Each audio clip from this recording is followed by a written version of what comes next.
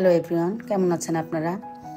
আমি প্রথমে দুইটা শোল মাছ মাথা লেজ বাদে বাকি মাছগুলো এভাবে টুকরো করে কেটে ভালো করে ধুয়ে নিয়েছি। ভাবছেন আমি কি রান্না করব? হ্যাঁ, একটু পরেই আমি আপনাদের বলছি। আপনারা দেখতে থাকেন, ভিডিওটা শেষ পর্যন্ত বুঝতে পারবেন। মাছে আমি লবণ, হলুদ আর শুকনা ঝাল মেখে 10 মিনিটের মতো রেখে দিলাম। এরপরে একটা কড়াইতে তেল গরম করে মাছগুলোকে আমি বাদামি রং করে ভেজে নেব। আমার সবগুলো মাছ ভাজা শেষ। এরপরে আমি সেই তেলের মধ্যে আরেকটু তেল দিয়ে 2 কাপের মতো পেঁয়াজ কুচি দিয়ে ভালো করে নেড়ে চেড়ে ভেজে নেব যতক্ষণ না বাদামি রং হয়। যখন পেঁয়াজগুলো নরম হয়ে হালকা বাদামি কালার চলে আসবে তখন বুঝতে হবে এগুলো ভাজা হয়ে গিয়েছে। এবার এর ভিতরে আমি 2 চামচ নারকেলের দুধ দিয়ে দেব যেন পেঁয়াজটা পুড়ে না যায়। তারপরে এর ভিতরে আমি ধনিয়া গুঁড়া আর গরম মশলা বাদে বাকি যত মশলা আছে সব মশলাগুলো দিয়ে দিলাম। দিয়ে এবার এগুলোকে ভালো করে নাড়াচড়া করে কিছুক্ষণ কষিয়ে নেব। যখন দেখব যে এরকম একটা কালার, ভাজা ভাজা একটা কালার চলে এসেছে, তখন আমি বুঝবো মশলাটা কষানো আমার হয়ে গিয়েছে। এর ভিতরে আমি এবার বাকি নারকেলের দুধটা অ্যাড করে দেব। আমি এখানে একটা নারকেলের দুধ ব্যবহার করেছি। আমার যতটুকু পানির প্রয়োজন ততটুকু পানি দিয়েই আমি নারকেলের দুধটা বানিয়ে নিয়েছি, যেন আমার আলাদা কোনো পানি ব্যবহার না করা লাগে। এবার আমি এটাকে ভালো করে নাড়াচাড়া করতে থাকবো যতক্ষণ না পর্যন্ত ফুটে আসে। ফুটে আসলে আমি এর ভিতরে মাছ ভাজাগুলো দিয়ে দেব, দিয়ে আবার নাড়াচাড়া করতে থাকবো।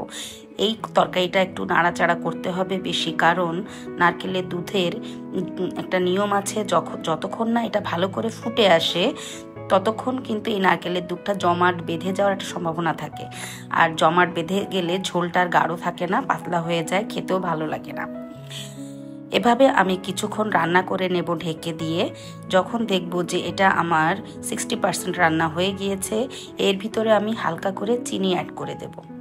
এই চিনিটা দেওয়ার কারণে মাছের টেস্টটা আরও বেড়ে যাবে। আমি যে কোনো মাছ ভুনাতে হালকা চিনি ব্যবহার করি, আপনারাও করে দেখবেন, খেতে খুব মজা লাগে। আর আমার এই রেসিপিটা দেখে আপনারা বাসায় অবশ্যই ট্রাই করবেন।